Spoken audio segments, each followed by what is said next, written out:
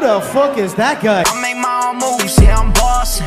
All weak bitches, please proceed to the exit. Is there no one else? Are you not entertained? Are you not entertained?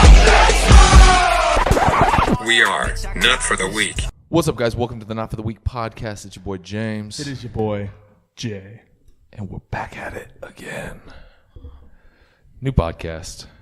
A sick guest. Sick guest. Adam Von Rothfelder, founder of Strong Coffee Company. Also was on the TV show. Sorry, Mike Tyson talk. He was on the NBA. Dude. He was on the NBC show Strong. It's on Netflix right now. Ex-pro MMA fighter. Just all around Model. Yeah, he was like Versace model. Real life Zoolander. Yeah, he's like the tattooed, jacked version of Zoolander. He's like if Adam Levine worked out. It was 200. Dude, he kind of does. He kind of looks like Adam Levine. Jacked Adam Levine. Jacked Adam Levine. He's a better version of Adam Levine, though. And he raps. So He's literally like Adam Levine. But yeah, so we have him, and he's a guest. He's a cool dude. It's a cool podcast. Tells us a little bit about his backstory, how he went from being a pro MMA fighter to a Versace model to a entrepreneur to a celebrity trainer, and he's got some cool gems in there. Talking about getting outside your comfort zone and taking opportunities any chance you get, and not limiting yourself to the box that you categorize yourself in. Yeah, it was a cool episode. I really enjoyed it. Hopefully you guys do as well. Before you get too far into it, though, make sure you hit the like button, hit the subscribe button, leave a 5-star review, tell a friend. And visit notfortheweak.com. Buy some merch. Boom. That's all that needs to be said. Boom. Adam Von Rothfelder, let's go. It's He-Man, it's Batman. Dude, yes. That's fucking sick. I have the power. Hell yeah. Double the power, bro. There you go. Little Batman and He-Man. Yeah. You got both of them, so that's fucking. Gauntlet, man. There It's you go. like, it's funny. I got a funny story about Batman, and like my affinity to him. I was Batman in a video game. Oh no shit. One of the most recent Batman video games, and it's crazy. Like when Batman takes off his outfit and Bruce Wayne is me. And I'm like, what? Dude, that's sick. That's every kid's dream right there. Oh, dude. It's funny because it's probably the lowest paying gig I've ever had as like somebody doing something for money that was model-esque or acting, whatever it was. They paid me like $800. No way. And, yeah. And like, the entire video game is me. And I'm like, man, they really got their motherfucking money's worth. Yeah, right. But it's also probably like one of the most rewarding. Like, it's like you get to be fucking Batman. Like, Forever. Yeah, right? You're immortalized. I bought the new Xbox just so I could play my video game with me beating people up. I'm like, where are the drugs? Is it just like motion capture, or did you do voice too? Or I didn't do it was really disappointing. When I met them, they had already done all the voice work. Oh, shit. And they were like, you are a perfect Batman. And then they heard me talk, and they were like, fuck, you would have been great for his voice. Like you like the guy doesn't have like a voice nearly as like deep as much. Where it's like, I only have to drop one octave to become like Christian Bale. You know, like it doesn't need to get down. Well, you gotta get the next one then. Yeah. I've hit them up. They've hit me up a couple of times. They asked me to do some Mortal Kombat character. Oh, dude, that would have been sick. Yeah, and I was really disappointed. I was going to be Johnny Cage, and I could see it. Yeah, I could you see look it for like sure, Johnny dude. Cage. Right. Yeah. The whole deal was that I was like, hey, if I do another one, I really want to be a character without a mask on at all. And they were like, how about Johnny Cage? And I was like, great. And they offered me, you know, like $500, $800 again. And I'm like, oh, well, I live in California now, where the video games are made in Chicago. And they're like, oh, we can't hire out of state talent. So if you want to like fly here to do it, no, like I don't, like not if like I got to pay out of my own pocket. Yeah. And I'm, you know, so I was like, but yeah, we'll get some more in. I'm starting to get a lot more grays, and maybe this like distinguished thing will like come off one day. Who knows? Dude, that's pretty bad. How'd you get hooked up with all that? Just living out in Hollywood and. You know, actually, it was all before. You know, it was all started with my professional fighting career, and after during my fighting career, I always felt like the business was really sleazy, and at the time there was very little like commissions and laws, and like agents were sleazy, right? And more sleazy than they are today, because there was less governing laws and sanctions around like how you could do business with your athlete or like whatever it was, right? And I was like, I'm going to represent myself.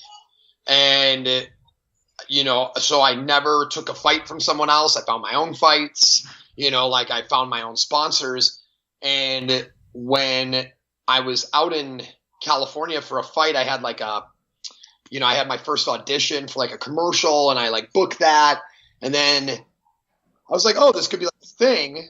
And then it just, you know, kind of one thing led to another. I had an estranged cousin who oddly looks like me, even though he's not blood related to me. And he's like 4 inches taller than me, which I wish I was fucking And he was like, he's like one of the top 5 models of all, like male models of all time. He like was the first man on the cover of Vogue. He was like the first man, you know, like he was like the face of Ralph Lauren during the 80s. And he introduced me to some photographers and some, you know, some agents and stuff.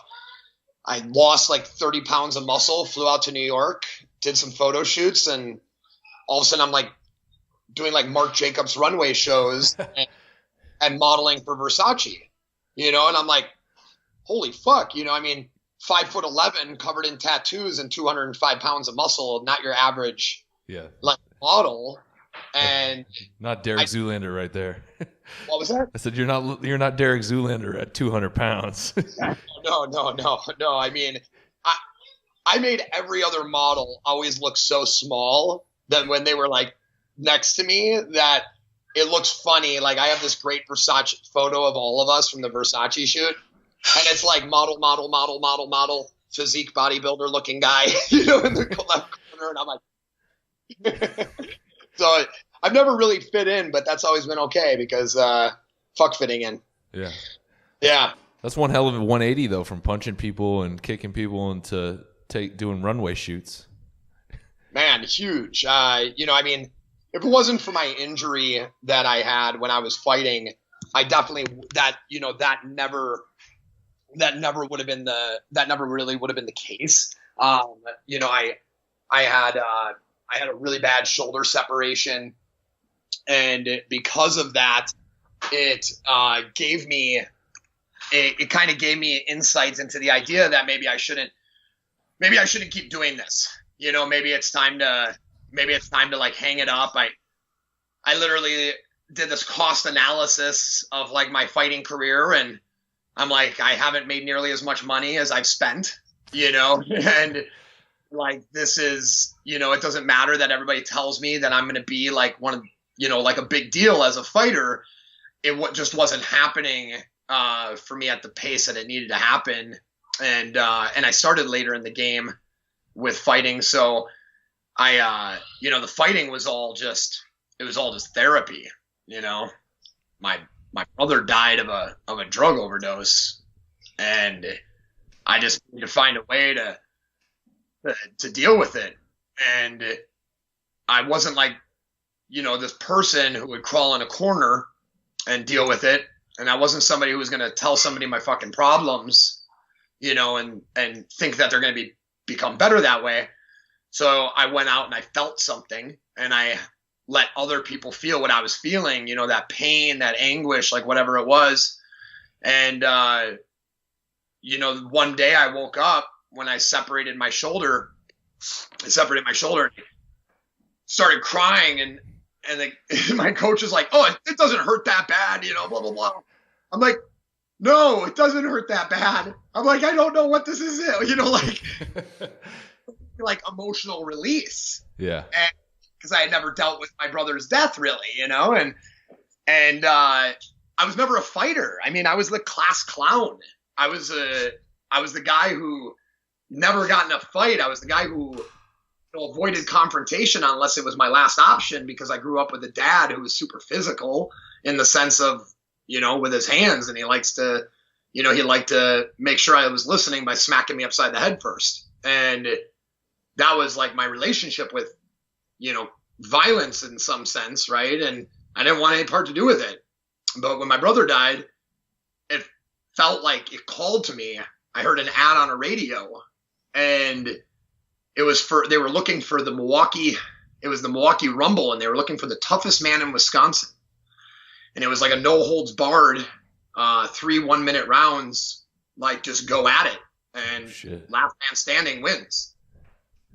And I fought 4 fights in one night and won the tournament. And I had never fought a day in my life except for against my dad, like. No shit. Yeah, I mean, like, I only fought back once against my dad, and he never touched me again after that, but, like, I knew what it was like to get hit by a full-grown man. So, like, you weren't going to shock me there. Like, that wasn't – I mean, I could take a hit better than anybody. And when it came to hitting somebody, a lot of deadlifting and a lot of kettlebells with a little bit of technique went a long way. And I was a college soccer player at the time, so I had the wind and I had the footwork. Yeah. My brother passed. I was playing college soccer, and it was kind of just like I heard this ad on the radio, went and signed up literally the day my brother died, fought 2 weeks later, and then I ended up becoming a professional fighter over the course of the next 6.5, 7 years. And that was like my thing. But then like one day I woke up and I was like, what am I doing here? Yeah. I mean, I was self-medicating with so much weed. I mean, like, weed's great, but like I was smoking like all day, every day, like before practice, after practice, during practice, whatever it was to just keep me like occupied from not feeling the things. And then all of a sudden those things were thrust upon me with my shoulder sticking out, 5 inches, and somebody telling me like, yeah, you're not going to fight for a while. And all of a sudden it was like, I don't have to be this person that I made myself into, and I can stop living this awful like roller coaster of emotions and pain. And I like stepped out of it, and all of a sudden I'm modeling. Yeah. I'm not getting punched in the face, and I'm making money. But I was unique because at the time when I started doing that, there weren't a lot of good looking tattooed, like guys that were like in shape. What year was this? I mean, like, think about like 7 years ago. Oh yeah. Like being ripped, sleeved, and, having a little cauliflower ear, and being like good enough looking to model for like a company. Like there weren't that many. Like now there's like an Alan Joe Bond, and there's some of these other MMA fighters that are really good looking dudes. But I mean, like Chuck Liddell and fucking Matt Hughes, like all those just fuck. They don't scream Versace. Yeah. Like none of like they were not shooting Versace at any time. And so it was just kind of like a luck of the draw. Like I came in at the right time. I knew some right people, and then now there's fucking naked photos of me online from photo shoots where I'm like, I can't get rid of this, like the internet's forever. Yeah, the internet is forever. Oh man. But I don't regret it. I don't regret a damn thing of it, because it's put me exactly where I am right now, and I must be pretty damn cool if I'm talking to you guys. So, well, thank you, dude. That's one hell of a whirlwind right there. Like, how was that when you couldn't fight anymore, and you actually had to like sit and like reflect on everything that you'd kind of like been kind of not necessarily avoiding, but you hadn't been really dealing with the issues. Was that a pretty dark period of time for a while, or did it kind of not too bad? Yeah. At the time when that injury first happened, I was living in Minnesota, and the Arnold Classic was like a week later, and I had my arm in a sling. I'm walking around the Arnold Classic. I'm at a booth, like signing photos of me, and with my good arm, and I was pretty depressed. I put on a good face, and I met a girl, and she was super positive, and she made me feel like there's another step, there's another level. And I was still really identifying with Adam the Fighter, right? Like, we put ourselves in these boxes because it helps us understand like where we belong. Yeah. And unfortunately, it's like those boxes that also keep us exactly where we're at and don't allow us to grow or to evolve. And so when that box was kind of smashed, I was like trying to pick up the pieces and put the box back together so I could get back in the box. Right. But then I realized, like, I don't need to go back in the box. And she was like on a TV show, and got canceled, and and then she thought her career was, so she kind of like had like some like understanding of like what I was going through, like this hiatus feeling of some sort, right? And she lived out in California, and I always wanted to live in California. I had never even been to California at the time, and I was like, fuck it. Like, I'm going to move out there. And, we dated for a little bit. It's not why I moved out there. It was like a part of the reason, but not the reason.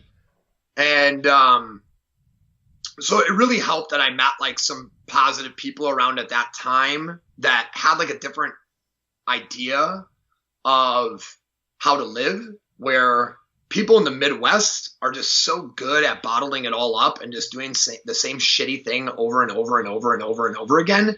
Like, who the fuck wants to stay in that winter all the time? Real talk. I mean, like, you must be a glutton for punishment, right? Like, so for me, it was always, just bottle it down deep inside, move on, go to work, even if you're sick. Right. Because then they'll see you sick at work, and then they'll let you home maybe. It's like, who are we trying to fucking impress here? Like, I'm sick. I'm not going to work. Yeah. And now, it's like I'm living in California, and everybody's like, oh no, man, like, don't worry about it. You don't even have to come in today. Like, and you're like, what the hell? Like, I don't have to myself every day out here because like people take days off and go to the beach, and it was just like a different life. It was a different group of people. I was hanging out with stuntmen and actors and actresses and people who had, gone through like the shittiest things to get this one role that then like took them here. And it was, that whole, there is no overnight success thing. Yeah. Right. And, so I was really fortunate. I met some good people at the time. Otherwise I probably would have had, I probably wouldn't have been able to bounce back in the way I did, which, it was only like, I've never even thought of this timeline, but it was only 9 months after I separated my shoulder, ended my fighting career, moved to California, and booked 3 commercials in the 7 months that I lived there. I got a call, and my dad was diagnosed with leukemia. Oh, shit. And I moved back to Wisconsin literally upon that call. I was on set shooting a commercial. I wrapped the commercial at 10 o'clock, went home, threw my shit in a car. I had a Toyota Yaris, the littlest fucking hatchback. Oh, I shoved as much shit in that fucking car as I could. I had stuff like touching my head. I had the whole front seat full. I had the back seat full. I had everything full. And I drove straight through to Wisconsin. And 5 months later, I was married and opening a gym. with someone I met in Wisconsin and, you know, that I worked with. And here we are 8.5 years later with 2 beautiful kids. And wow. Right. It's like Crazy how things work out like that. Yeah. 100%. Like they're always going to work out because you have no other fucking option. Yeah. Right. Like shit's always like, it's not always going to work out. You're going to make it work out. Mm-hmm. No, like you're not my kind of people. Right. Right.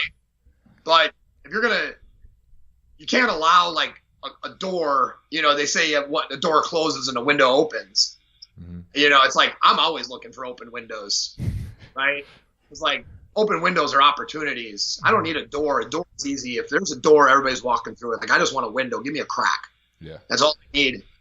Well, you have to put yourself in a position to see those windows too. Like if you hadn't have, you know, jumped at the opportunity to move to California, you know, you never would have got the commercials, and then you never know. Yeah. Exactly. No, 100%. I believe you should say yes to as many things as possible in life. And I'm not like a yes man. If somebody said, hey, that's a great idea, I'd be like, no, it's not, if I don't think it's a good idea. Right? But if somebody says, Adam, you know, I've modeled, I've acted, I mean, like full feature films, but I would never say I'm a model. I would never say I'm an actor, right? I'm a person who sees opportunity and has passion, and I apply that to every direction in which I go. Yeah. And it doesn't matter if it was shoveling shit. If somebody told me that it was going to be the way that I was going to supply the greatest future to my children, I'd be out there with 2 shovels. You know, it's not about like making a perfect life. It's about taking things from that life that you see, that you can enjoy and that you can be a part of and that you can expand upon, and not like expect everything to come at once. Right. I think it's huge too that you don't refer to yourself like that, because it just by giving yourself those labels, you're putting yourself in those little boxes that you're just talking about. You know, like you're just a fucking person and you do what you're passionate about, and so it doesn't matter what that passion is at the time. You're doing something that you care about, and it's going to benefit you. Yeah, man. Passion is will, right? And I think like a lot of people don't see it. I don't, you know, like when I talk about it, people will be like, wait, what? And it's like willpower it's like short-lived, right? It's like you have the will to do something, but it's like passion that will like really get you there. Yeah. So I think passion is my will, right? And I'm like a person who will get in an argument about the most basic thing, and not because I want to argue, but because I'm so fucking passionate. Dude, I'm the same way. Yeah. I'm the same way, dude. Like exactly. And that's like, and it's people like us though that aren't like status quo, right? It's why you have a podcast, why you have, you know, X amount of people listening. It's because you're willing to say what needs to be said, right? And you're so passionate that you took that idea and you turned it into something. And that's a beautiful fucking thing, right? Because a lot of people, they have, you know, a variation of passion, but, you know, not enough, I guess, to get them to do the thing that they really want to do. You know, you ask people all the time, like, I met a client, guy drove up from Dallas and Austin, and he wanted to work out with me. And he saw me on, you know, that TV show on Netflix, and he was like, it was really cute. His daughter made me a card and shit, and he showed up and he worked out with me, and he was like, oh, I don't have a cool job or anything. You know, I'm just a CPA, and, you know, and like, bro, like that sounds like a really good job. Like you make good money. You're paying me $250 to train. Like I couldn't afford to pay somebody $200. Like why are you? He's like, it's not my passion. I'm like, well, why the fuck are you doing it? Yeah. Right. And it's like, it's that whole thing. Like it checks the box, you know, it's like, I'm a CPA. Right. And like, if he was at a business lunch with anybody else, he would have been proud as fuck to tell them he was a CPA. But because he's sitting like next to somebody who he like sees on TV or he sees on Instagram or like whatever it is, it's like It's like, nah, not He, really. he feels like diminished almost because you're out there doing what you are passionate about, and Exactly. he's sitting behind a desk. Exactly. He is seeing exactly who he could have been, or like what he could have been doing in some version of it if he was following his passion. Yeah. But instead, he's checking the boxes and just doing the things. Yeah. So, Well, I think a lot of people, are too worried to check the boxes to figure out what they are actually passionate about, or they think they're passionate about something because of what it might get you. Like, oh, I'm passionate about training people because I think it's going to make me a lot of money. You know what I mean? Or it'll get me a TV show and I'll start training like celebrities or some shit. Like, so they get into training thinking, oh, I care about training, but because of what they think it's going to get them in the long run, not necessarily because they're passionate about that. yeah. I mean, I had no expectation of being on a TV show. I wanted to be on a TV show. Like I wanted, like my goal. I remember I did an interview for a business like a business journal. When I first opened my gyms like 7 or 8 years ago. And I said that I feel that the only way people will listen to me one day is if I'm famous. And if that's what it will take, then famous is what I will become. Yeah. And I don't care about fame. I care about people hearing my message. Yeah. And if that's what it takes, then that's what it takes. Yeah. If that's what it takes, then I guess that's what I got to do. And that's why, like, when the NBC called, I was like, yes. That's why when Versace called, I said yes. That's why when Marc Jacobs called, I said yes. Because this is all, like, steps of saying yes to get to that end goal, which is the platform to make change.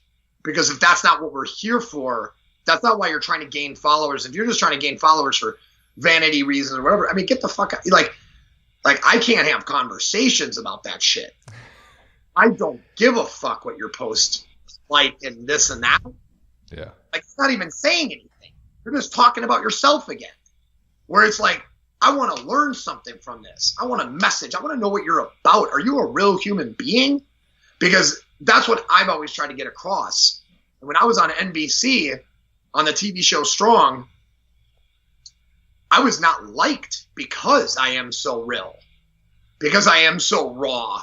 And I'm not an asshole. I'm just like, I was actually not liked because I was like overly friendly. I remember watching that. Yeah. Yeah.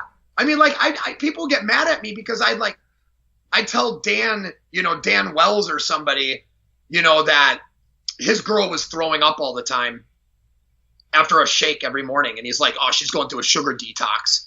That's why she's throwing up all the time. I was like, bro, do you know how much like oxalic acid is in kale? I'm like, there's a lot of studies that say that a lot of people can't handle raw kale because of the oxalic acid, and it'll make them purge. And you're giving her a lot of raw kale in the morning. I saw in your shake, so you should just kind of look at it. And it's those kind of like passionate comments that I have that I would give to somebody that I'm not trying to like tell you I know more than you. I'm just trying to help you because like that's like why we're here. And it was so misconstrued whenever I would do that I was just all of a sudden like everybody's like, man, I just want this motherfucker to lose, and I just kept winning shit, which kept making them more mad. I say all the time, you are lucky I broke my leg on the show, or I would have won the show. So whenever I run into the guys, I'm like, I would have won that shit. But yeah, I didn't. So that's what really matters. I didn't. Were you happy with how they portrayed you on the show? Yes. Yeah. Yeah. A lot of people were really disappointed how they portrayed me on the show. So a lot of people that know me were like, God, it's really unfortunate. They made you look like such an asshole. And I said, really? I said, you should really watch it again. I said, I don't think they make me look like an asshole. I said, I think that they make me look like I'm not afraid to be myself while the camera's on. Yeah. And if anything, I'm like, that's the opposite of being an asshole. Like I'm just being real. Yeah. it was tough being on the show. I mean, there were moments. I mean, I asked the producers if I could leave. Oh, really? Oh yeah, man. I was like, yo, I don't need this shit. Get me the fuck out of here. I was like, trying to have a show. What was causing that? Try to have a show without me. It was like, that's straight up what I said. And they're like, we don't have a show without you. Like the head of NBC like flew in on a fucking helicopter, and it was pretty wild. I was like, all of a sudden I'm like packing my bags in my bungalow. I'm like, I'm getting the fuck out of here. I'm like, they won't let me smoke weed. I'm like, my fucking leg hurts. My leg was like broke for 3 weeks and I never got a doctor's appointment. I had an hairline fracture that I was competing on for 3 weeks, and what really sparked, me wanting to leave, honestly, was, I thought that I was going there to go meet the other 9 best trainers in the world. And I'm not going to discredit any of them, as they're all like great trainers in their own right. But I think when I think trainer and coach, I think positive human being that is making positive change and that leads from the front. And I didn't really see that from a lot of people. And there were a lot of good guys on the show. Like, I'm not going to even name names, so there's any interweaving, but it's like there were good guys, and then there were guys that just, it just didn't make me feel like I was part of a show that was really well vetted. Yeah. In the sense of like, who do we really have on here? Do we really have the top 10 best trainers in the world, or do we have the 10 most entertaining trainers in the world? Yeah. I'm like, because I really came here to be around the other 9 best trainers in the world. Right? Like, that's why I came here, is because my goal was to always be that guy and like reach that echelon. And now that I'm here, I'm really disappointed with the people that are next to me. Yeah. And, and that was like the feeling I had, and which is why I wanted to leave, because I just felt like I wasn't gaining anything from it. And I mean, like, that's crazy to say, right? Like, you're on set for an NBC show that costs $750,000 a day, and I felt like I was going to gain nothing from it. Yeah. And what's wild, what was that? I said that's pretty powerful, though, that you felt like you were ready to walk away from a show like that, just because. Yeah, that's crazy, dude. I guarantee you, there's nobody else that's like been like on a show like that, being like, "Yeah, I'm getting the fuck out of here." And right. They're like, Adam, please do not. They're like, they brought up legalities. I was like, sue me. I was like, I got no fucking money. What are you going to get out of this? I was like, what are you going to get out of this? I'm like, my gym is shutting down because I'm on this show.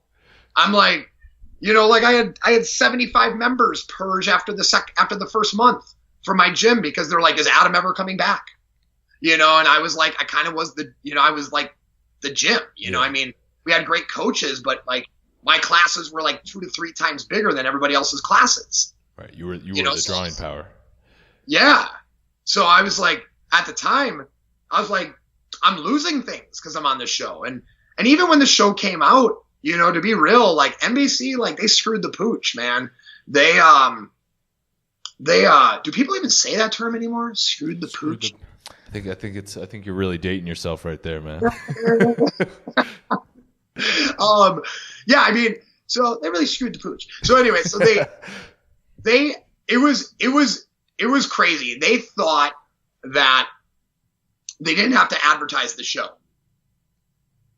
They thought that it was going to do so well because it was playing after The Voice, which was the #1 show on TV. Right. So they're like, we're not going to need to advertise this. We have all this power from this show, and we're going to promote the show. We're going to promote the show within the commercials of The Voice, and then boom, Kobe Bryant retired the night of the premiere. Oh shit! And it literally just took everything. Everybody went from The Voice to the LA Lakers game. Oh man!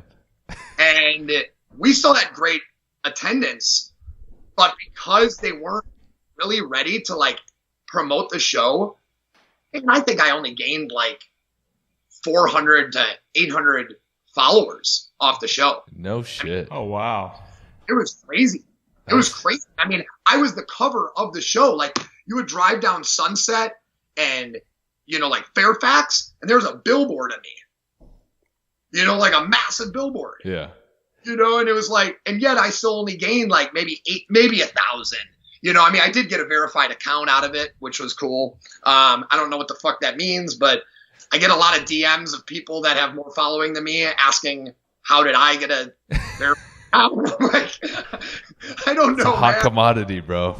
I was like, who gives a fuck? I'm like, what does it even do? You have more than 10,000 followers. You already get your swipe up feature, you know, like blah, blah, blah, like social media. Like you don't need the verified check mark. I'm like, if I could sell you mine, I would. I would sell it to you. Though. It gives you credibility though. Yeah, exactly. I will say, if I comment on somebody's post, like a celebrity or something, I get a shitload of likes on that comment, and that boosts. Oh yeah. Like, I don't do that often. I don't like do social media often. I make posts for my company, and you know, that's like, I don't even like making personal posts that much. I have to remind myself to do it. Mm-hmm. You know, like it's not innate. You know, like when I wake up in the morning, I'm thinking of like, what am I gonna post for strong coffee? Yeah. I'm not thinking about Adam Von Rothfelder and, you know, what smart thing am I going to say today, right? Or dumb thing, I don't know. But it is funny, like, I trained YG for a while. Okay. YG 400. Oh, yeah. He wanted to learn how to fight. He wanted to learn how to box. Oh, shit. And, so I took him. I got a good clip of him and I boxing on our Instagram. I'll tag you on it. But yeah, he wanted to learn how to box, and the founder of Ruka, the brand RVCA. Yeah. So the founder of Ruka, who is somebody who I've looked up to for a really long time. I got an opportunity to meet him, and him and I hit it off really well. And he introduced me to YG, and so it's funny. There was like a rapper talking shit about him, and I was like, oh shit, on this other rapper 6ix9ine's post, I was like, oh shit, YG, time to glove up, and somebody posts glove up, man, nigga, this is gun up, and I'm like, so I post, I don't think anybody has to die over this, but not that serious. I just don't understand how serious words are. And it had like 1,000 likes on my comment, and the amount of followers that I now have that are like YG followers, I think I got like 3,000 followers from being on that post. So many rappers and wannabe rappers that send me their demo tapes on my Instagram. They're like, yo man, next time you see YG, give him this. I'm like, I haven't seen YG in like 6 months. You're the plug now, man. But you got a shot. Everybody's got a shot. Just not through me. I even tried rapping. Not so hot. You try to get on a track with YG? Yeah, have YG help you, bro. Get on a track. Hey, James, did you see the rap I put down? No, when was that? Was that recent? Oh yeah, I just posted on Instagram. It's on my IGTV. I wrote I'm a prodigy of hip hop. So when I it's funny because I do a lot of like lyrics in my head, and I write songs, and I don't ever do anything with them. I just I like to write verses, mm-hmm. and like mini rhymes, and I like got the balls to record it 2 days ago, sitting at my kitchen table, and I laid a sample down from Atmosphere, Sunshine. Okay. The song Sunshine. Yeah, so I got on the track and laid my 3 verses down that I wrote. You know, I didn't write them to the beat of that song. That song had the right cadence, so I just chose the instrumentals from that song. But it was kind of like to me, it was like man, you haven't gotten out of your comfort zone in a minute. No, that's a major, like, the thought of that right there scares the shit out of me. Right? I know. He's saying that. I'm like sweating. I'm sweaty about for sure. Ever. Like Eminem and 8 Mile back here. I'm just fucking sweating. Palms are sweaty, dude. Knees weak. Arms are heavy. Yeah. Ma spaghetti. Yeah. For me, it was like, man, I haven't gotten out of my comfort zone in a little bit. And that's something that I've always tried to like make sure I do.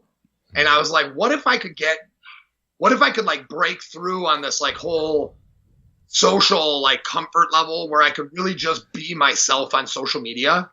Yeah. Like really just be myself. Like not the person that everybody thinks I am and that I think I am, but who I actually am. Right. You know, and not who I want to be. No filter like, whatsoever. Yeah, no filter. And like that was kind of the first step was like, I'm going to put this rap down, and a lot of people could talk shit about it if they wanted to, but I don't know what's going to happen. But it was crazy because like I got a lot of positive feedback. You know, I had like 3 or 4 rappers hit me up and say like, yo, like you want to do this? Is this something you want to like work on? And like, we should hook up. I got a studio. I'm like, I'm 38 years old.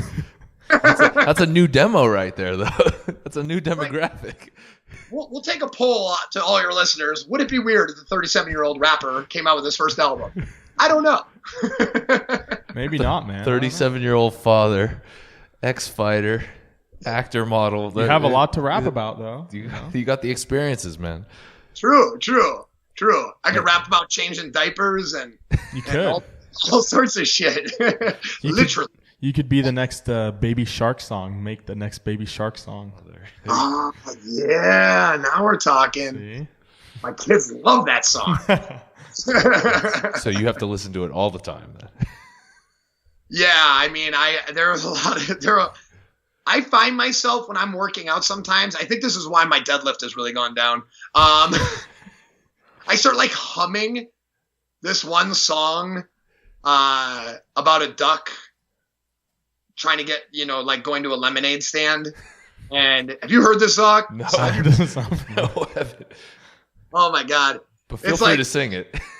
So the duck walks up to the lemonade stand and he says to the man running the stand, hey, bump, bump, bump, got any grapes?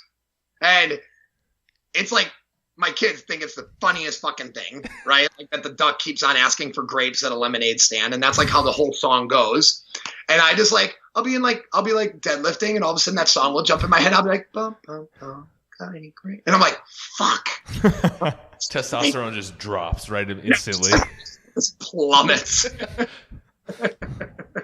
You have to quick look at like a half naked chick on Instagram just to make yourself feel like a man again. You're like, hold on a second, I gotta find something that's something manly going on here. I'm having a kid here soon, probably like, I don't know, hopefully he shows up like Saturday, but I can only imagine. Shows up getting delivered? No, like hopefully he decides to make his appearance to the world Saturday. That's the due date, but yeah. Yeah, and so I can only imagine that's probably what's going to happen to me too in the gym. I already get random songs stuck in my head, so.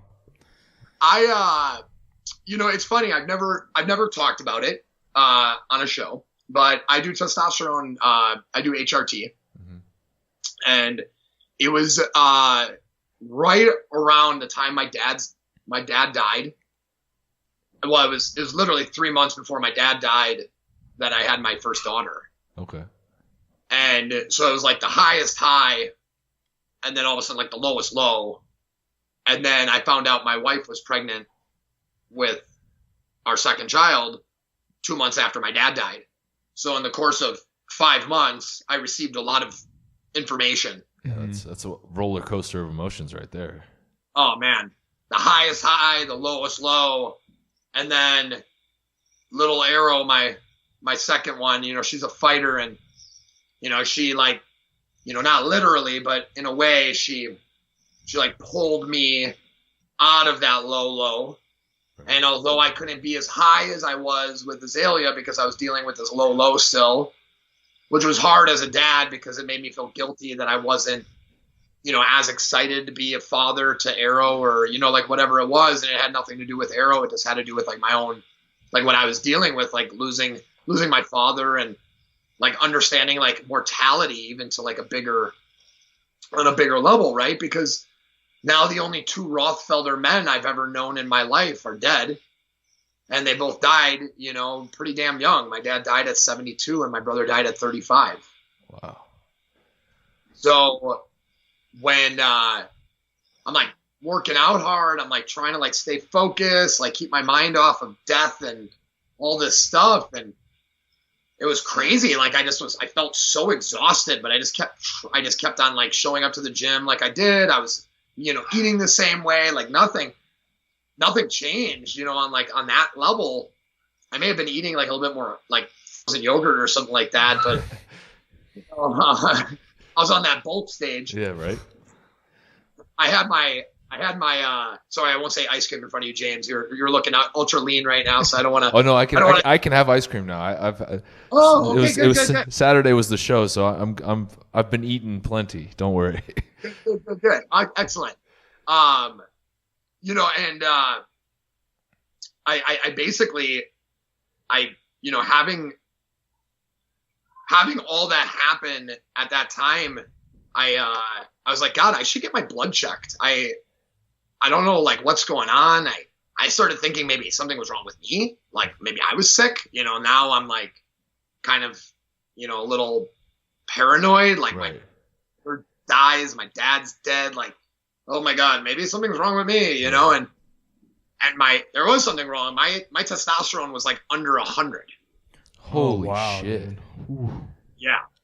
And I, since then, have tried coming off HRT multiple times and doing like serious protocols, and never have been able to get it over like 230. Really? Wow.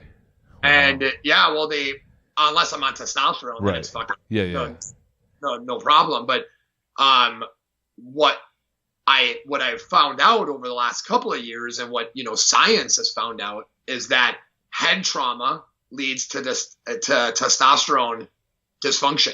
Yeah, all the CTE and whatnot. Yeah. Yeah, and I mean, I hope I don't have CTE, in any way.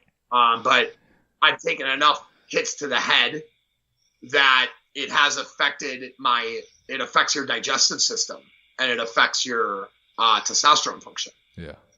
And so, now I do, HRT and, medically advised, and like I do like the minimalist amount I can, to have like a normal ratio. So I don't want to have a stroke or, right. Heart disease off the shit, I don't even know if that stuff really causes it. I mean, so much of the studies are fucking skewed. It's like, hey, the guy was eating fried chicken and doing steroids and taking pills. Like, well, what fucking gave him heart disease? The pills. Well, it's one of those things that's like they just need to do more studies on it, but like there's so much stigma attached to it that the studies just aren't getting done. Or even nowadays, like I feel like if you tell somebody you're on HRT or TRT, it's like people look at you strange about it. I remember that happens a lot in like the UFC. Like I remember when, oh my gosh, what's his name? Fuck, dude, I forgot his name. Yeah, no, not Fedor. He's a Brazilian dude. Anyways, who was it? He had like a mohawk. He ended up having a mohawk, Brazilian guy. God, Tim Sylvia. Yeah, I think so. Yeah, he got the big guy. He got busted for steroids. Yeah, but a lot of it is usually just like athletes are on like TRT and stuff like that because their testosterone's low, and people who watch the sport who don't really know anything about like that world, they're like, oh my god, that dude's on steroids. Can you believe that? It's like, whoa, that's like reaching a little bit. Like he's on testosterone. There's a big difference between like a TRT dose and he's not on gear. bodybuilding doses. Yeah, totally. Yeah, there's not.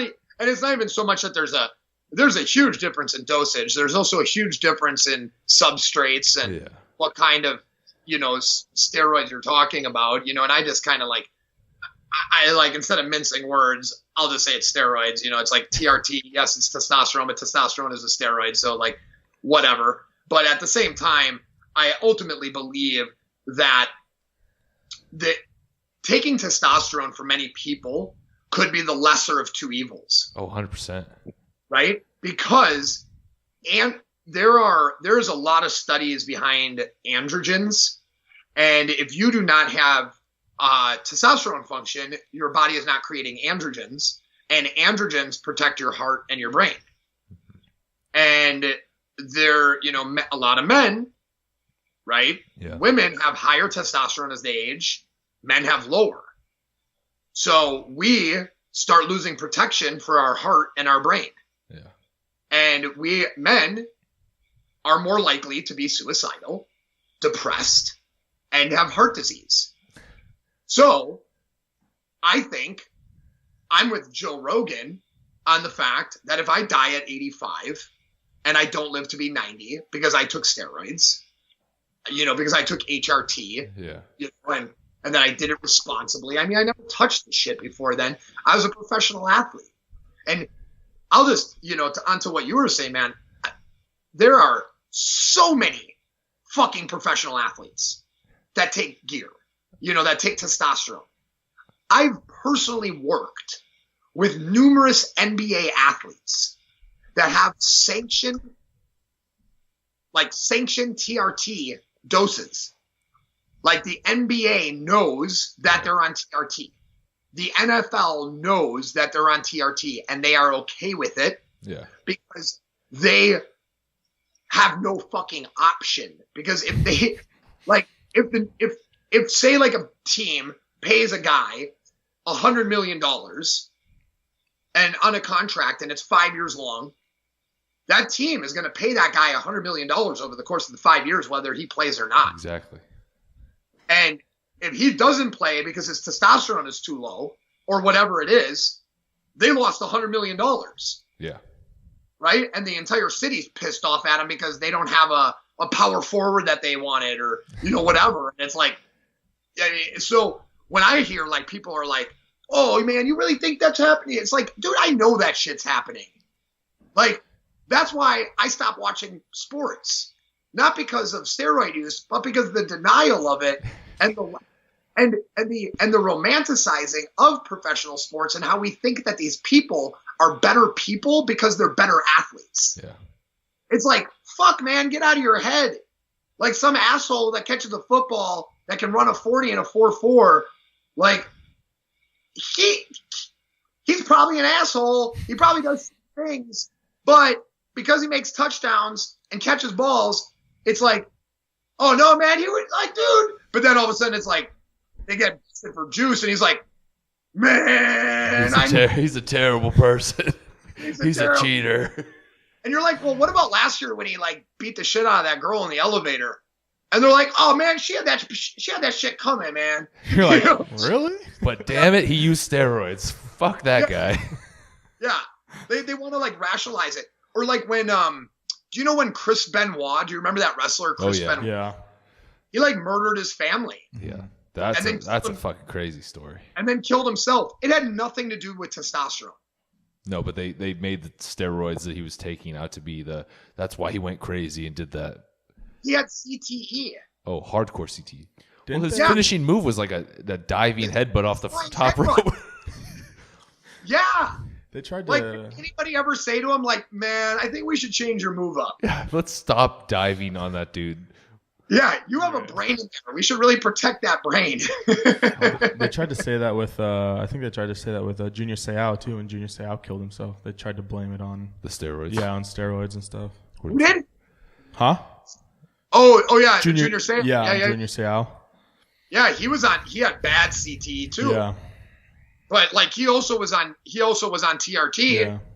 But it's like post NFL, it's like, I mean, he was probably on it in the NFL. I don't know. I mean, he was if you think about it, like, man, the CTE and all the brain trauma, it's going to lower your testosterone production anyway. So it was probably bringing him up to a normal level, honestly, the TRT and everything that he was taking at the time. Yeah, 100%, man. I think, in my opinion, if you're putting your body on the line every day and your career is less than 2.5 years long on average, I think that you should probably do whatever you can to extend your career and make more money in the time that you have. Yeah. And walk away hopefully with, your dignity and pride. And like when I see like what they did to Lance Armstrong, I mean, it like crushes me because like nobody would have beat him whether he was on testosterone or not. The guy had one nut. Well, didn't they have to go back down to like the 16th or 17th finisher to find the first clean guy? I think that was what after they busted him. Did you see Icarus? Have you guys watched that? Oh my god, that was good. Well, like he took steroids for a fucking year, trained his balls off, and he only got like 10 places higher than he did the year before, and he still couldn't break the top 100. Yeah, he still got destroyed. Yeah, he still got destroyed. He was like, I don't know what's happening. I've done everything. It's like, you're not Lance Armstrong. Yeah. There's a genetic aspect that people are overlooking completely. 100%. Yeah. No matter how much steroids I take and how hard I lifted one day, I would never be the size of Phil Heath. I mean, like, a lot of us will never be the size of Phil Heath, no matter what we take or how hard we train. I know. And to think he was a college basketball player. Yeah. He was a stocky college Have you seen his college pictures? Yeah. Like, but dude. he was still a basketball player. Yeah, he still wasn't 240 or whatever pounds he is now. No, he's so big now. Like, I used to think Phil Heath was like had like an amazing body when he first came out. Yeah. And now he's going towards like Ronnie size. Yeah. Yeah, I think like Phil's like almost 300 pounds now. That's awesome. Jesus. That's just like so much. I don't know. I couldn't do that. I don't know if I could do that. I've been a fat 310. And how was that? Not fun. Not fun. Not only did I not look like Phil Heath, but I also couldn't sleep. So it was like. How tall are you? I'm 6 foot. Okay. Yeah. 10. Holy shit. Yeah. Yeah, that's a big guy. Genetics, man. Samoan genes. Samoan genes, yeah. Oh, okay. Yeah. All right. Got that island blood. Oh yeah. Yeah, that's I was 230 at my biggest at 5'11". Nice. That's pretty That's fucking solid, big dude. too, though. Yeah, I was like I always walked around like I was always 10% body fat or under at like that weight. I had a 19.5-inch neck. Fuck.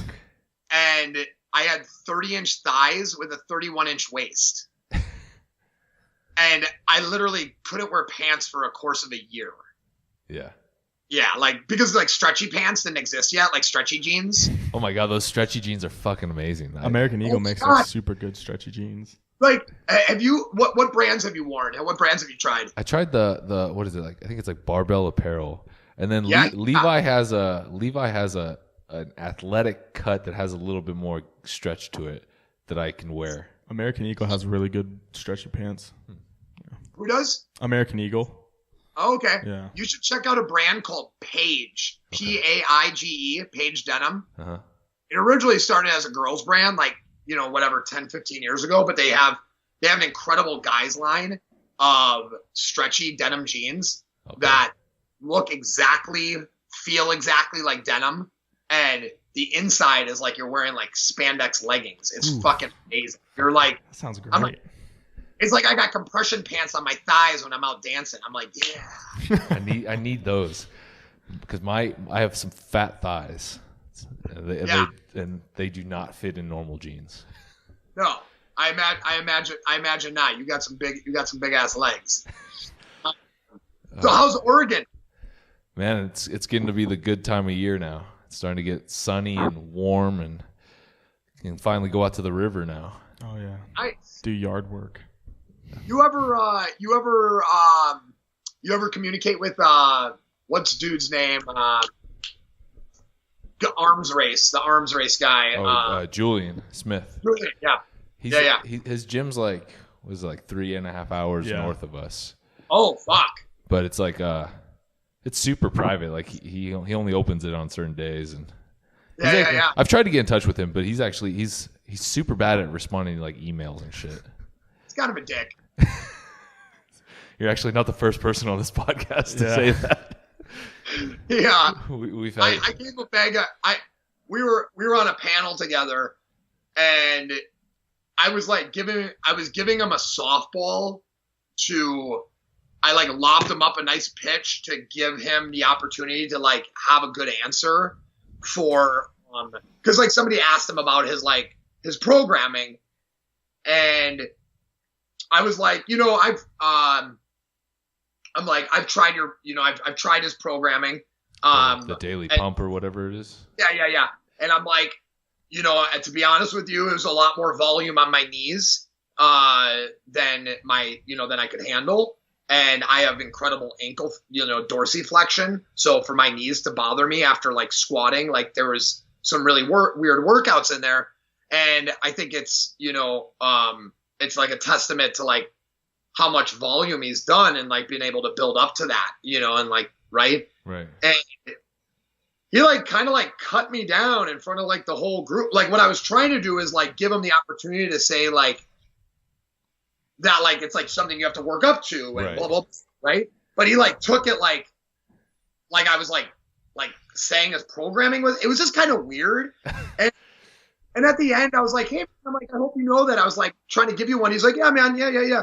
And he didn't like acknowledge really what I was saying. And I handed him a bag of strong coffee. And I was like, hey, man, I'd love for you to try it. It's my company. It's new. And he's like, okay, cool. And I saw him again, and like it was like he didn't know me, and we sat on a panel together. Awkward. Yeah. But I'm actually coming out to Oregon. And, nice. You got to come by. Where are you going? Let me. I'll figure that out. But no matter where I'm going, I'll figure it out. I'll make time to come over by you guys. Does Bend sound right? Yeah, Bend's like about 2.5, 3 hours up north of us. It's like in north of us a little bit. Yeah, which not a big deal. I'm gonna be zipping around the state a little bit. My buddy has a growing operation out there. Oh, nice. And I'm looking at getting into the hemp seed business. Okay, cool. So I'm my mom is we're going into business together, and we're starting a hemp growing facility in Wisconsin. Cool, man. Wow, cool.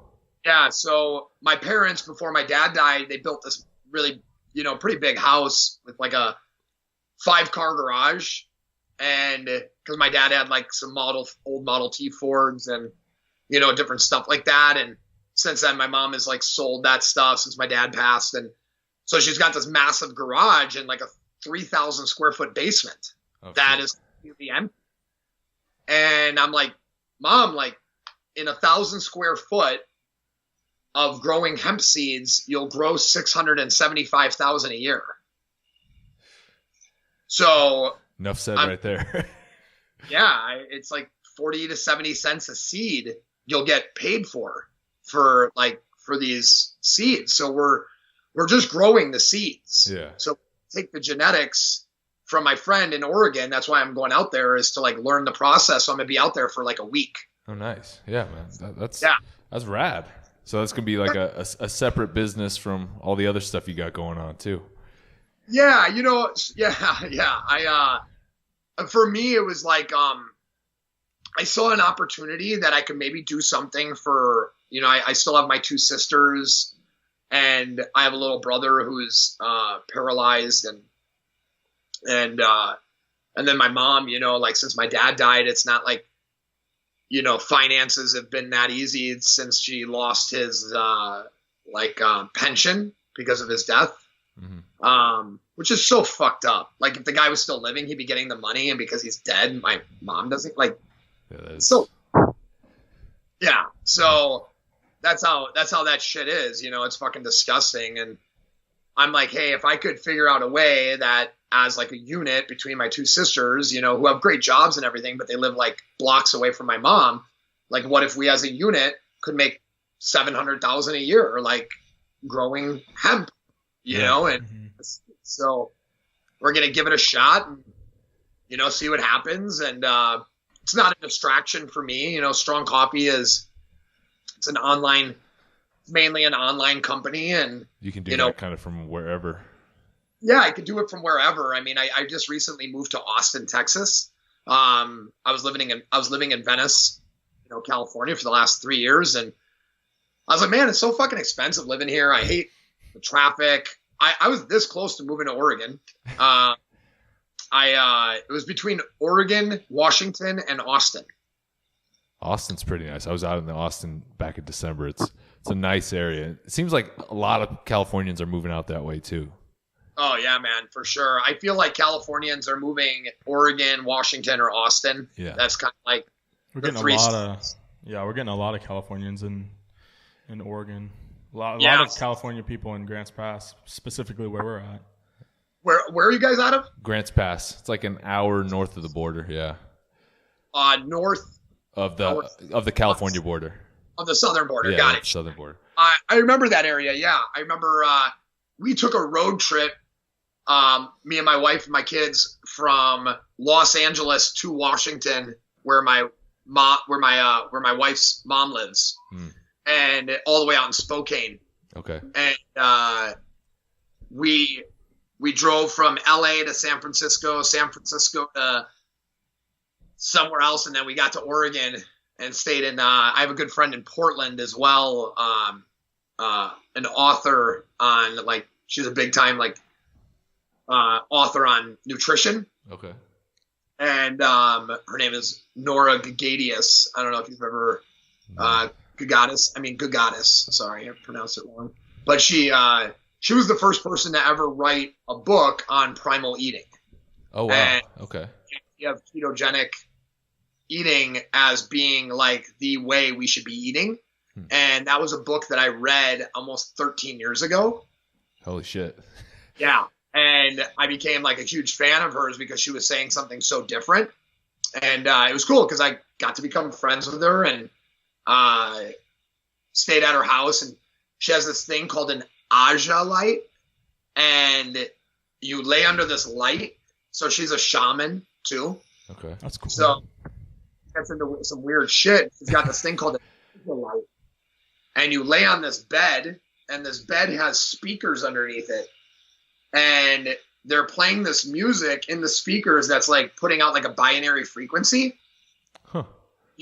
And you can feel the vibrations through the pad. So you're like laying on the speakers effectively, like hearing the noise and you're feeling the vibration. And then this Aja light is just a solid light that like sits above your face, 18 inches. And you close your eyes and you think that someone's flicking the light on and off really fast, like a strobe light. And it's not. The light is just solid. And it's a special kind of light. And as you're sitting there, you literally start having hallucinations. Just sitting there staring at the light. You don't stare at the light. You have your eyes closed. And it feels like something's doing this in front of a light and allowing a small amount of light to crack through per like that fast, that it starts doing it so quick that it elicits a DMT dump. Oh, shit. So it's like you're doing DMT. Oh, wow. Whoa. Yeah. It's super epic, bro. Like, I went somewhere for a good 5-10 minutes. Weird. And, oh yeah. And like I was seeing like shapes and geometric projections of like depth, and like it was like, whoa, what is going, and then I came back to, opened up my eyes, and I was like, were you like flicking the light or something? Like, how's that? No, they're like, it just sits like this. And I was like, what? Whoa. I'm like, that's so yeah, there's some weird shit in Oregon. I got to get back out there. That's trippy. That's crazy. How long were you sitting on the bed before you kind of drifted off like that? You have no idea. Probably like 5 minutes. Wow. I mean, yeah, it was super quick. When I'm in town, we should see if we could get you under the Aja light. Yeah, man, I'm down. Let's do it. They're super rare. Like, they're expensive as hell. So like a lot of people just don't have it. I think it's like a couple $1,000s just for this light. Oh shit. And yeah, it's wild. I mean, it looks like a desk light. It literally looks like a thin little like a thing coming off of it, and this is where the light is. Huh. You're like, you think you'd like put it on your desk for a reading light or something, right? Like it's that unassuming, and then it's making you trip your balls off. So That's crazy. That's insane. Wow. And I've done DMT before, so I knew like what that was like. Yeah, it was very similar. And it was super similar. Yeah. Interesting. Without the smoking, which, hey man, that's like, as much as I love smoking weed, I hate smoking. Yeah. I mean, if you can get the same effects without having to ingest anything, then that's way better. Yeah, 100%. You got either one of you guys smoke weed? It's illegal in Oregon, right? Yeah, it's legal. I've smoked weed. I don't smoke it anymore, really. Yeah, I used to smoke like every night before bed, but that was like a while ago. Yeah. I haven't in a while. Not for any particular reason. I don't know. I just haven't. It's just never been my thing, really. Yeah. Do you find that it's like a hard thing for you to like balance, or is there? I always wonder, like, when people like you live in a state that it's legal, like people are just like gas stations sell weed. Yeah, it's kind of trippy now because like you go to like other parts of the country and it's like it's still illegal in certain like states, and it's like, wow, like I don't know, it's kind of like we're in a different area, like different world. It's like it's so readily available around us. It's like you don't even really think about it. 100%. I being in Texas, it's like a culture shock because I'll be like, I'm out of herb and I have to wait 2 days until like my friend is back in town so I can get it from him. You know, it's like, God, how odd. Like, I just don't like the whole idea of like dealing with like a drug dealer or so, you know, like we feel like whatever. a criminal. Yeah, I liked walking into the store and just getting it. It was really cool. Bitchin'. Yeah. What so I want to know a little bit. I know you guys are interviewing me. I've just been talking this whole fucking time. No, man, it's been interesting though. Good. Do you guys have any questions that you want to throw at me? No, I want to talk about the strong coffee a little bit, man. Like how'd that whole thing come around? Yeah, so strong coffee. I want to put it out there. I originally started the company in 2015. So I was the original, like, other than Bulletproof, there was nobody doing what we were doing at the time. And I was taking collagen and blending it with MCT powder and L-theanine. And I made the first, it was actually at the time on the market, it was the first ever non-dairy supplement-based coffee creamer. Like, there was no non-dairy creamers, and I made a non-dairy powder-based creamer out of collagen protein and MCT powder and that L-theanine. And L-theanine is incredible for chaperoning caffeine as it increases GABA and allows for deeper focus without the jitters or the crash. Okay. So when I launched that, it was like, you know, dad passes away. I get casted on TV. Like, all these things happened. And I didn't have the financial prowess of like finding money that I do now, in the sense of like the relationships I acquired through training higher level people and being able to, you know, get them to invest in an idea. Yeah. So then in 2018, 3 years later, I looked at the market and I was like, yo, this is still an incredible idea, but I can make it even better, because now instant coffee is at a certain place that it's, you know, good. Now you could find really good instant organic coffee. So I'm like, I'm just going to put it all together instead of like making coffee anymore. I'm just going to do this. Right. And it happened, and it was beautiful. You know, it was like, I was at the time, I was being paid by the Fitness Expo to travel around and MC their shows. And they would give me like a free booth, and they paid for me to travel and hook me up with a hotel, and I could be at these fitness shows around, you know, guys like you and, you know, guys like Diego Sebastian, or, you know, all these like, you know, Jay Cutlers of the world, you know, and I was just walking around in my free time when I wasn't emceeing or something, and I would, you know, be like, hey, you want a cup of coffee? And they'd be like, oh my God, you know, I'd like go up to the booths and I'd be like, hey, would you like a cup of coffee? And they'd be like, oh my God, yeah. And they're like, they didn't know me. I'd be like, hey, my name's Adam. You know, I started a coffee company. It's completely instant. It's got great nutrition in it. It's collagen, you know, this and that. And shake it up for them, and I'd give it to them, and they'd be like, oh, this is amazing, or this is, you know, fucking awful, or, you know, like whatever. And nobody ever said it was awful, but, you know, some people were like, oh, it's a little too sweet for me. because our initial flavor was a sweet coffee, right? I like my coffee with cream and sugar, but I don't want sugar or cream. So I wanted to find a great way to have that same flavor. And I wanted better benefits from my coffee, as I was treating my coffee all too often like breakfast, because of like the first 2 hours, 3 hours in the morning. I just was like, fuck, I got to get out the door. I got to go train this client, whatever it is. So I started, I officially, reformulated and started the company last May. And, here we are 12 months later. And we now have, we originally launched with one flavor and of strong coffee. And that was just our sweet and creamy. And now we have a bold black and creamy. We have a matcha latte, and we have still our original latte. So we have our 3 flavors, and the ingredients in them. I mean, I would challenge any person and their morning concoction of coffee against my product that is completely inclusive, that you don't have to brew, blend, or any of that stuff, right? I mean, You've had it, James, right? Yeah, no, I loved it. It was awesome. That's right. You couldn't drink it because of the show for a little bit. I'll get back on it. Get back on it.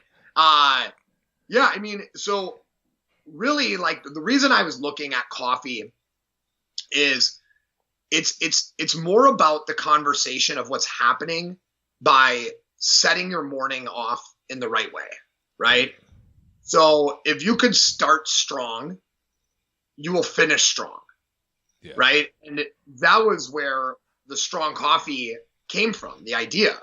It wasn't like strong coffee, like strong. Yeah. It was like strong, right? Like, I got shit to do, and strong stands for striving to reach our natural greatness. Damn. And that's what we're trying to get people to do. We're trying to help you, like, find this greatness. Like, don't let the line at Starbucks hold you back from the things you're going to go do. Like, don't allow this 30-minute concoction to limit you from the time you could spend with your kids in the morning versus, like, making this thing and then making a mess and, like, whatever it is.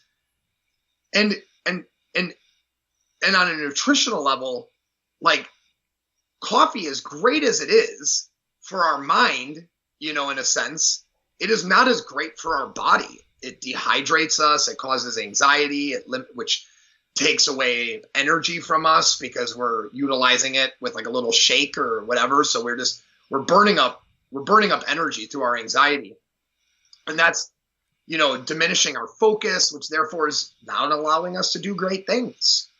And for me, it was about creating a coffee that would aid in hydration, that would aid in reducing anxiety, and that would give you ultimate focus and the proteins and the great coffee flavor that, and taste that you want. And it really, for me, I mean, it's been a fucking, it's been a lifesaver. Like, I don't want to blow it out of proportion. It's a lifesaver, but like, for me, it's been a huge savior of like time and mess. And I mean, like, I would land in a city and I would look for who makes a bulletproof coffee. Right. Like, I would literally, like, I'd land in San Francisco and I'd Google, like, what coffee shop is doing this that wouldn't think it'd be weird if I show up with collagen in a bag and say, hey, while you're doing that, can you take a scoop of this and put it in there? Because that's the shit I would do. I would go to Starbucks and I would convince someone to let me put something in the blender when they were blending my blend my coffee up for me. That's a big no-no too for most of those places. Huge no-no. Like, they're not. Yeah, like, she was like, "Oh, I could get a lot of trouble for this, but okay, I'll trust you." And so, I mean, for me, it was a product that was made out of necessity. I was training billionaires and professional athletes, and I worked my way up from training house moms and, overweight, administrative assistants for $30 an hour, you know, like whatever it was in Wisconsin. Like that was my pickings. And I just kept building my way up to the next level of person, right? The business owner versus the employee. Right. You know, like whatever it was. Well, when I got to the top, meaning like the best people you could train for the greatest amount of money you could charge somebody to train them, I like had the opportunity to be able to like look down and realize that we all, like, if you're the house mom or you're the billionaire, you wake up the same and you have the same exact problems starting your day. You have a limit of time, you have a need of energy, and a need of nutrition, right? Like these are like, so why wouldn't you just skip this whole like, oh, my $20 a pound coffee and this and that, you know, like whatever it is, and just say, fuck it. And you can make an awesome coffee just by putting this shit in water really fast. Right. And like, and 24 seconds later, you're walking out the door. Yeah, and I need that. Right. And it blows me away that when somebody has like a coffee machine or an espresso machine, they're fully committed to the idea of always having coffee hot. Yeah. Unless you make the coffee the night before and then you throw it in the refrigerator. Right. Yeah. But like for me, like this morning, I woke up, I was kind of like sweaty and like muggy feeling just because it's Texas and it's humid as shit. And I was just like, oh, I'm like, I could literally not do a hot coffee right now. And here I am, cold water in, you know, one ice cube, shaking it up, pouring my thing. And it's like, I got a nitro coffee that's super creamy and 3 inches of head on the top. And, you know, like I'm like, fuck, like I would have had to go to a store and buy this. Like that would have sucked. And, you know, and here it is. And the beautiful thing is I hop on a plane tomorrow at 5 a.m.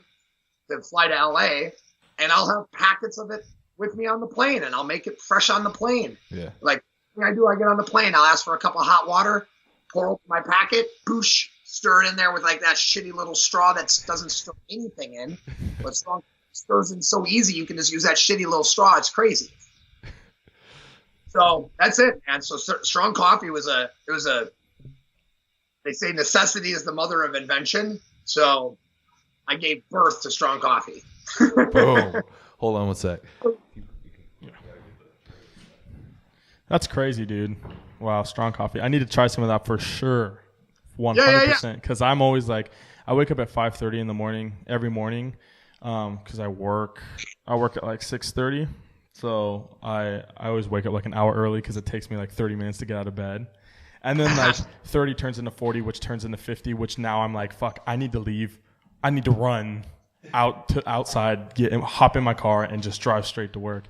And I look at we have like a Keurig, and I look at the Keurig every morning and I'm like, maybe tomorrow I don't have time. But with strong coffee, I would be able to just put it in my shaker cup and go. Man, that'd be super convenient. So I'm going to get some 100%. Hi. And we got guests, and we have guests on the guest show. Special guests. Oh, to both of them. Hello. Say hi, Arrow. That's adorable. They're like, what are you doing? It's time for them to read some books. It's almost bedtime. So that means Dad's going to have to read some books soon. Well, we can let you go then, man. Oh, dude, yeah. I mean, we definitely. I'm excited, man. I'm glad we actually got a chance to connect. This is our first time actually talking. Yeah, man. And I really appreciate the support that you gave Strong Coffee. Even like a couple months in with even talking about it, posting about it. That meant a lot. Yeah. Man. For Strong Coffee, just to like finish talking about it for half a second. We're a small company. We're really good at, and by it's me, because it's really like a one-person company. And, I luckily have my wife and my kids and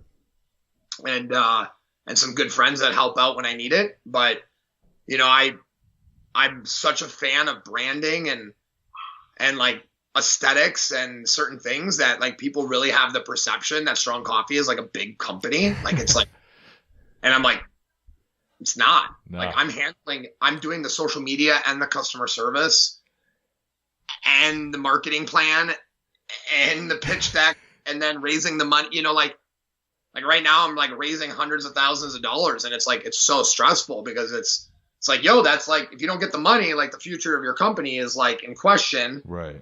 And the company is doing well. So it's not too hard to like, ask somebody to, to invest. But at the same time, for everybody that's listening, like Strong Coffee is legit. And I had a lot to lose by coming out with a product, and meaning like being like a respected coach and being in this industry. Like I really had to make sure that I came out with a product that really like, you don't want you can't put out bullshit. Like people will call you on that real quick. Yeah, people will call you out on that shit, and especially with supplements, and especially with nutrition. It's so, unique to the individual that, I always refer to Strong Coffee as we, even though it's me. It's because there's going to be a we someday, and the we is us, the people that are drinking it, and we need good ingredients, and like that's, and for me, that's everything. Like Strong Coffee is good enough that like I'll let my kids drink it. If like my daughter Arrow loves the taste of it, like I'll let her have like a little sip of it. I mean, it's no different than like a kid getting Adderall. It's a million times better than getting Adderall, I should say. It's a small company, and we're excited to be in the space and to make waves. And it's really exciting to see like the bodybuilding world and the become a lot more health conscious. Yeah, there's definitely a push for that now. Yeah, I love that. Ben Pekulski is a huge Strong Coffee drinker, and like Danny Vega and like some other guys, and now it's like, man, how do we get the bodybuilding world to know all about collagen, and how do we get them to know about like good nutrients and not having dyes in their food and in their supplements and having fillers? Like we have full transparent labeling. Like you want to go copy my fucking product verbatim, like the entire formula is on the back of the package, because like I'm literally telling you everything that's in it, because you should know what you're consuming. Yeah, there's no proprietary blends or all that bullshit. No, not at all. I mean, so we're here for the long run, and we're here to help make change and to bring change. So that's awesome, man. I'm stoked. I'm stoked for it.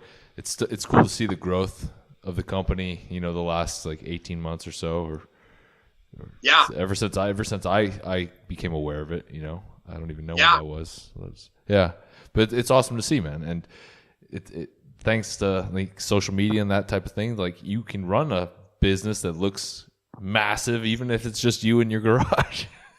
Yeah, literally my kitchen. We have we have a warehouse and we have all that stuff, but I'm not there. Like my warehouse is in like Arizona. Yeah. Where it's like I'm sitting in my kitchen making my kids breakfast while I'm literally on a call with an investor, or while I'm on like a customer service call, and I'm like serving up my kid like bacon on the side and like putting a TV show on them, while I'm like, ordering the next 10,000 units of Strong Coffee, and I'm like filling out a PO and like tying my daughter's shoes. It's right now it's all about that hustle game, and there's no room for the weak. No, I got it. No, not at all, dude. You got to find that open window, man. Eat the weak, drink the strong. There you go. Yeah. Fuck yeah. Right on. But yeah, you want to drop like your social media and stuff so people can find you and where they can get coffee and whatnot, websites. Yeah, of course. Please check me out at Strong Coffee Company. Our website is strongcoffeecompany.com. The company part is important because it's the company we keep, right? And that's why we have the word company at the end of the product. It's all about the company we keep, and we're strong. And that's what we're looking for is, the same people, the people that are striving to reach their greatness. Oh. And, if you want to check me out and see photos of me and my kids and working out every once in a while, check me out at Von Rothfelder. And hashtag Stronger Together on one of your posts, and I'll repost it. Right on, dude. Well, Next post is going to have hashtag Stronger Together on it. Boom. Right on, dude. Well, we appreciate having you on, man. This was awesome. I appreciate and you you'll guys. have to let us know when you get out here to Oregon. Fuck yeah. I'll let you know as soon as I know. I'm going to be booking tickets probably in the next week or so. Sounds Sweet. good, dude. All right, man. Awesome. Take it easy. You guys take it easy. Later, man. Peace.